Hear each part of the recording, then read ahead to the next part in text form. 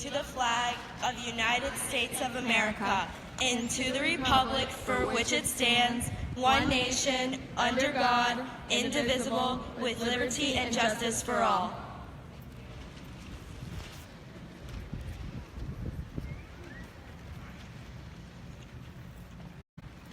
Hello, my name is Jenna, and on the 14th of February, Valentine's Day of 2018, I lost a friend in the most brutal way possible.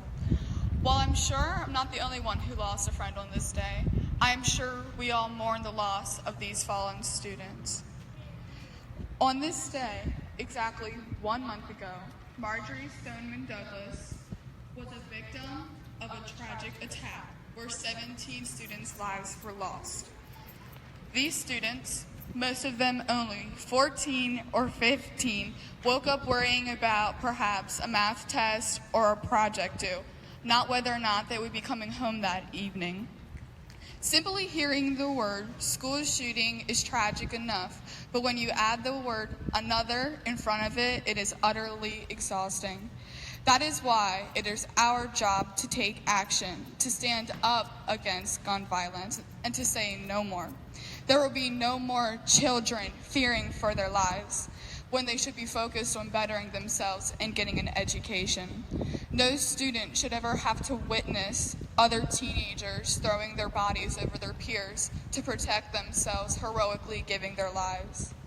So today, we not only honor the students of the Stoneman Douglas shooting, we honor the students of too many other shootings too, such as the Columbine High School shooting or the Sandy Hook shooting. Together, we as Polo Park Middle School, as Palm Beach County School District, are stronger together. When we put aside our differences and focus on a common interest, we are stronger than we could ever imagine. We are the future. It is our duty to make a change and to make sure that no parent ever has to get this terrible news. It is our job to write our legislators and to keep speaking up for what we believe in, to make sure that there are more mental health counselors to help prevent these incidents before they happen. As a whole, we must not back down until we see sufficient changes have been made. Polo Park Middle School stands with Stoneman Douglas. Our hands will lift them up and our minds will set them free. So right now, here, today, we decide to stand up and to say no more. This is the last time students wake up, go to school, and don't come home. Thank you.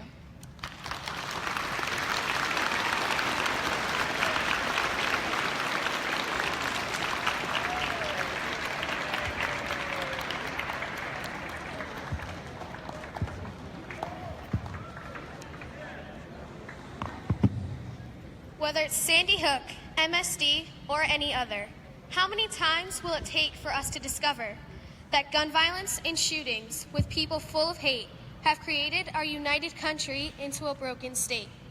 How long will it take for peace to be found, for every man, woman, and child to be safe and sound?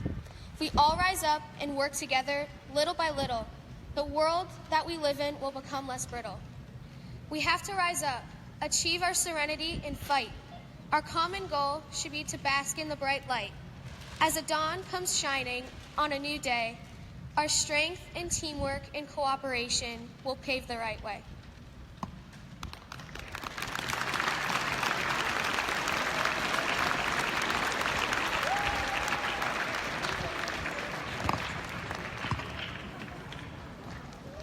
Hello, my name is Samantha Bick, and this is my speech. Why do people even do this? It's not fair to anyone. People die every day because of natural causes, not because of this tragedy. Why do people even do this? Maybe they are depressed, bullied, or feel like they are not loved. Or maybe we will never know. But it is possible not to be loved. Even evil is loved. People say that life is not fair, but this is not fair. This leaves families at home suffering and heartbroken. Why do people do this? Violence is never the answer. See something, say something. No more gun violence. We lost 17 innocent lives on February 14th, 2018.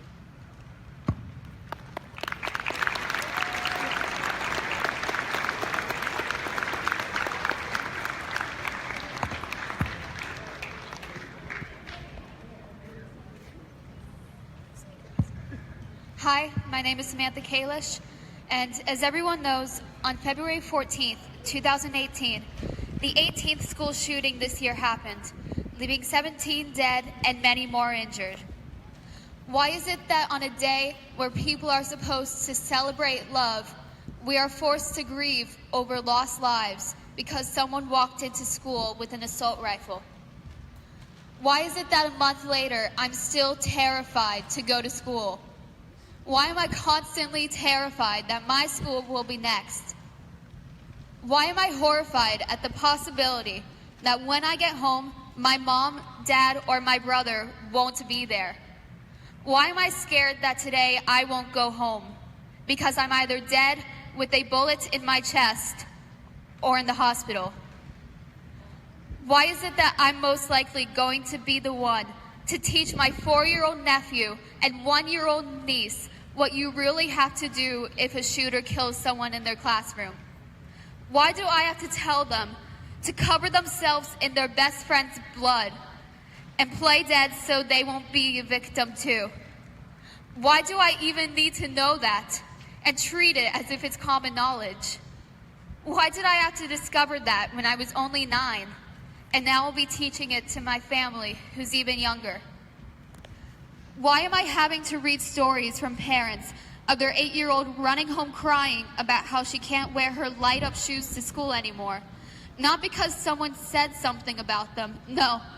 Because she's scared that they'll give away her location if there's a shooter. Why am I hearing of 10-year-olds ready to sacrifice themselves to save their classmates if there's a shooting at their school? Kids should be focusing on their education at school and having a good time, not if they'll live through the day. Why is it that only a month after this happened, we've still had yet another school shooting? Why have we had barely any change even after this tragedy? Even after we've had yet another tragedy, even when we'll have another and another and then another, and who's to say that anything will happen then? How is it that the same people who are preaching about how this can't happen anymore are refusing to do anything? Why are the people with the power and authority to prevent another Parkland turning a blind eye?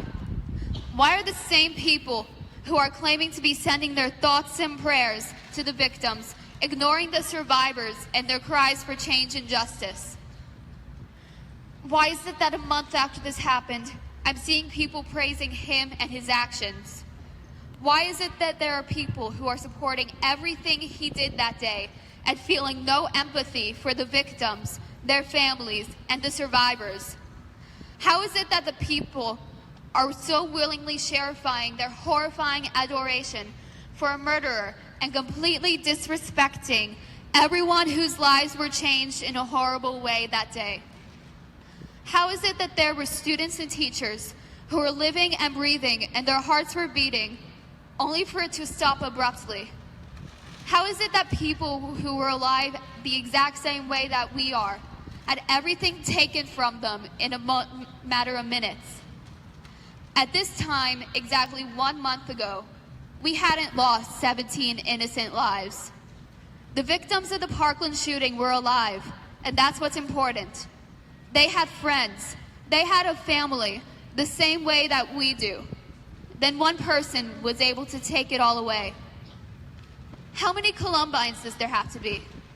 How many Sandy Hooks, Pulses, Las Vegases, Virginia Techs, and Parklands does there have to be before we can bring around change? How long will it be before we have justice for every victim of a school shooting or mass shooting? How long will it be before we have change and justice?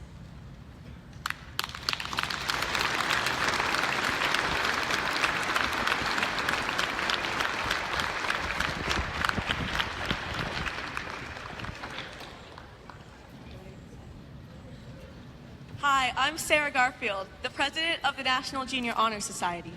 And I'm Jordan 11. I'm the president of Student Council. What happened a month ago at Marjorie Stoneman Douglas High School was a tragedy, and we all know that. However, we know from experience that you don't feel as connected until you've been there. We want to tell you our experiences and why this fight for safety will never be over. 2 Sundays ago, I was coming home from a camp reunion in Weston and passed by Stoneman Douglas. We bought flowers at a local Publix and parked in front of the school. The amount of people coming to pay their respects was incredible. We walked around the school looking at things other schools had sent to them. Then there were the memorials, 12 crosses and 5 stars of David, each one having a mountain of flowers, stuffed animals, candles, balloons, and notes. As I walked past each one, I observed my surroundings. A group of adults in a circle praying aloud together. Many children holding their hands of their parents. Students, classmates, and neighbors writing messages to their lost loved ones. It seemed so crazy to me that this had actually happened, another school shooting. I could go on, but we have more to say. That day, I was very emotional. Friends lost their friends, siblings lost their siblings, and parents lost their children. This should not happen. Driving home, my mom said to me that you need to have a plan if this should ever happen. She said that it's sad, but that is just the world that we are living in now. Because no one yet has had the courage to stand up for their rights and what schools should be doing until the students at Marjorie Stoneman Douglas High School were affected and 17 people were killed. Since then, people have been taking action. My camp counselor, Jackie Corin, a student at MSD, had arranged the bus trip to Tallahassee and in just days will help lead the March for Our Lives on Washington. In the Torah Port Bereshit, God created the universe, the people, the animals, all the way down to the mere grains of sand. God created something hospitable. All of these tragedies have had me thinking, is the world hospitable?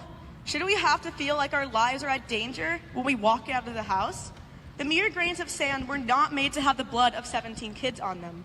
Coming together to form a common goal is the water. It is the water that will help clean the blood spilled on the mere grains of sand. It may not be fully clean. The memories and thoughts will always be present. Together we can overcome the horrendous memories. Consequently, multiple voices in unison is what will separate oil and water, water and fire, and the blood from the grains of sand we inhabit every day. I want to finish by sharing a poem that we feel needs to be read. Alex Schachter's father was a close friend of my mom. This was the first time I heard this poem. I couldn't believe that this was written by a 14-year-old for a school assignment. It's called Life is Like a Roller Coaster. Life is like a roller coaster. It has some ups and downs. Sometimes you can take it slow or very fast. It may be hard to breathe at times, but you have to push yourself and keep going. Your bar is your safety. It's like your family and friends. You hold on tight and don't let go. But sometimes you might throw your hands up because your friends and family will always be with you, just like that bar, keeping you safe at all times. It may be too much for you at times, the twists, the turns, the upside downs, but you get back up and keep chugging along. Eventually, it all comes to a stop. You won't know when or how, but you will know that it will be time to get off and start anew. Life is like a roller coaster. Life is a tabula rasa, or a clean slate in Latin. We are trying to start a clean slate in life, to raise awareness. We are not responsible for these deaths, but we are responsible for the change in this world. We are responsible to come together to transform every opinion we may believe in. We will come together to make a change to this world, together. As I look across the crowd of Polo Park Middle School, I'm absolutely confident that every rally we walk, every dollar we spend, and every word coming out of your mouth is creating a tabula rasa for this generation and the generations after us. As I'm looking at my fellow peer, I'm realizing that I'm stronger with her. We're stronger with each other. Together, we can accomplish anything, get through anything life throws our way. No matter how hard the obstacle is being thrown at us. We will always surpass this with sheer courage and conviction. Each and every one of you share that sheer courage and conviction. Because we are stronger together. Never again should we have to see a shooting on the headlines of every news platform. Never again should we have to fear learning in a safe environment. Never again should we have to feel hopeless when there are other people in our vicinity that can help accomplish our dreams and goals for the future. To Marjorie Stoneman Douglas High School, we, Polo Park Middle School, stand with you in the past, present, and future. We would like to let you all know that after the spring break, we will be planting trees in our edible garden to honor the victims. Thank you. Now we would like to have a moment of silence for those who lost their lives in this tragic event.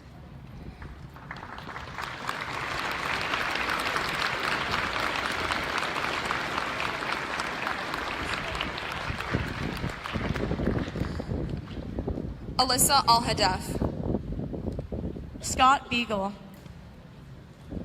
Martin Duque Inguiano, Nicholas Dorrit, Aaron Feast, Jamie Guttenberg, Chris Hickson, Luke Hoyer, Kara Lurin, Gina Montaldo, Joaquin Oliver, Elena Petty, Meadow Pollock, Helena Ramsey, Alex Schachter, Carmen Shentrup. Peter Wang. Thank you.